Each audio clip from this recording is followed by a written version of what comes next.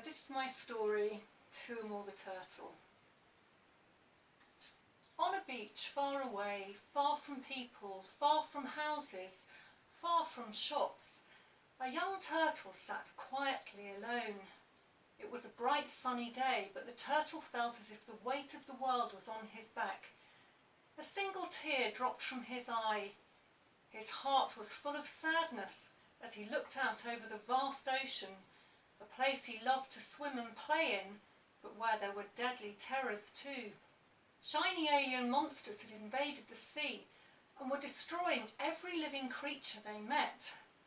The turtle knew they came from some other place, a distant shore, far beyond these waters. And because of the invaders, he'd lost lots of those who were dear to him, family and friends. He had one last hope. It was the only thing he could think of. "I know what I'll do," he said. "I'll send back a plea with one of these shiny washed-up monsters, a cry for help, an SOS, save our species." The turtle stood as tall as he could and threw with all his might, far into the rolling waves, a message in a bottle. Many tides washed in and washed out on oceans and seas around the world. A little bottle carried high upon them to another beach where two children played. "Hang on," cried Charlie, "wait for me." His sister Abby jumped easily from rock to rock. She was 3 years older than Charlie and 2 inches taller. It always gave her the edge when they were trying to beat each other in races, like today across the rock pools of Sandy Bay. But Abby was skipping along so fast she didn't notice what Charlie had spotted, something shiny and glinting in the soft wet sand. Charlie put down his bucket and spade and bent down to have a closer look. The shiny thing was buried in a sand dune and was hard to see. Charlie started to dig away, but soon threw his spade down in disgust. It was just an old plastic bottle. Abby's voice floated back to him. "Come on, Charlie, I'm getting away. You'll never catch me now." He was about to chase after his sister, but as he bent to pick up his spade, his gaze was caught again on the bottle. Something wasn't quite right about it. He dug away some more. The bottle wasn't empty. It had a piece of paper tightly rolled up inside it. Charlie carefully unscrewed the cap. He could hardly contain his excitement. "Wow," he cried, "a message!" Abby ran back to her brother and snatched the paper out of his hand. "Let me see, let me see." "It's my message," said Charlie grumpily. "I found it." "There's an awful lot of writing," said Abby. "It'll be easier if I read it." So she sat down on the sand and read aloud. "Hi, kid. Gee, I hope you're a kid. If one of those grown-up tall people finds this, they might not take any notice and we'll all be doomed. It's because of them that we're in this great big mess. We haven't met before, but I'm Tuamor the turtle." "Wow, a letter from a turtle!" cried Charlie with delight. "Shh," said Abby, and carried on reading. "I live a long way away from you in a group of islands in the Pacific Ocean. It's great living by the sea, all that water to swim in and sand to play on. I love doing that with my family, days out at the beach in the sunshine. I know it's something you guys love to do where you live too. We're such a long way apart, thousands of miles of land and sea between us. So how do you think I know you enjoy spending time on the beach? The reason is rubbish. I don't mean to be rude, but it's your rubbish I'm talking about. Because when you drop a crisp packet, a sandwich wrapper, a plastic bottle or a can, it sometimes ends up near to where I live, almost as if we're turtle litter bins." Charlie butted in and said, "I don't drop rubbish. Mum told us we mustn't." "I know you don't, Charlie, nor do I," said Abby, "but some people do. Now don't interrupt." She carried on reading. "Some rubbish gets trapped on your beach, but loads more of it, and I mean loads, floats away on the tide. It's not just from your beach or your coastline nearby. It's from everyone, everywhere, all around the world. Take a plastic bottle. If it's dropped on your beach and isn't picked up by anyone, it can get carried away by the tide. Then it's caught up in swirling currents far out at sea. The waves and the sunshine break the bottle down into smaller and smaller bits of plastic. What's left soon gets mixed up with millions of other bits of plastic, all floating around in the ocean. It turns the sea into a sort of disgusting plastic soup. The largest bowls of it on the planet are found here in the Pacific Ocean. Think about swallowing a mouthful of plastic. Yum, tasty, huh? Fancy a spoonful? Have two, there's plenty to go round. Sometimes I feel as if I'm swimming in a gigantic floating dustbin. In some places there's so much plastic, there's no room for the main food in the sea, which is called plankton. It's the favourite meal of lots of animals who swim here, from tiny fish to huge whales. I bet you enjoy eating crisps. Now imagine dipping your hand into a bag. For every 6 crisps you pull out, 5 of them are bits of plastic. Yuck, exclaimed Charlie. This time Abby didn't say anything. She just gave him one of her looks.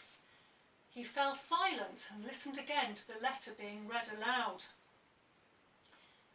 That's what it's like for the sea creatures who live here, and they can't spit the rubbish out and have a chocolate bar instead, because there's nothing else for them to eat. Some days the plastic soup is all there is, and it's confusing. Take little turtles like me. We like eating jellyfish, but the plastic looks like jellyfish, and so sometimes we eat the plastic by mistake. That's what my best mate Freddie did. Well, sadly he's my ex-mate now. He got sick and never recovered after eating that plastic bag. Poor Freddie. We had such good times growing up together, learning to swim and dive in the water, exploring the ocean. I really miss him. Oh, how sad, poor Freddie. Abby put down the letter, wiping a tear from her eye. Charlie grasped her hand. It's all right, Abby, don't stop. You're doing really well. Abby smiled gratefully and began Tuamor's story again. My dad told me that the plastic may never go away. He said grown-up tall people didn't realise at first what was happening, and now they don't know what to do about it. He said the best hope would be if people stop leaving rubbish where it may get washed into the sea, recycle more, and use less plastic in the first place. He was clever, my dad. But even he got confused and ate the plastic by mistake. He told me all that before he passed away. I miss him too. I'd like to have kids of my own, but who knows? I'm frightened the plastic terror might get me. And it's not just me and my family this is happening to. Turtles and sea creatures all around here are eating plastic by accident. That's why I'm sad. And that's why I'm writing this message. I know it's wrong to put this bottle back into the ocean, but I don't know what else to do.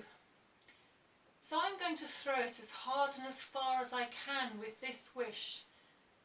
Go, bottle, go. Speed through the waves and do no harm. Land upon a distant shore, and to whoever finds this message, please do not ignore. It's my dream for all sea creatures to one day swim in clear blue water. I really hope this letter will be found and read by a kid like me, someone who believes in a better future for all life on Earth. If a grown-up tall person finds my story and reads it with you, say thanks from me and from all the sea creatures of the planet. They must be one of the good guys. Love, Tuamor. Abby took a deep breath. Gosh, she said, what a letter. "I hope Freddie's gone to Turtle Heaven," said Charlie. "I'm sure he has," said Abby, turning to grasp his hand now. It was nearly lunchtime and Charlie was getting hungry. "Imagine having nothing but plastic to eat. That must be horrible," he said. "Yes, it must," said Abby, who was looking forward to homemade cheese and pickle sandwiches.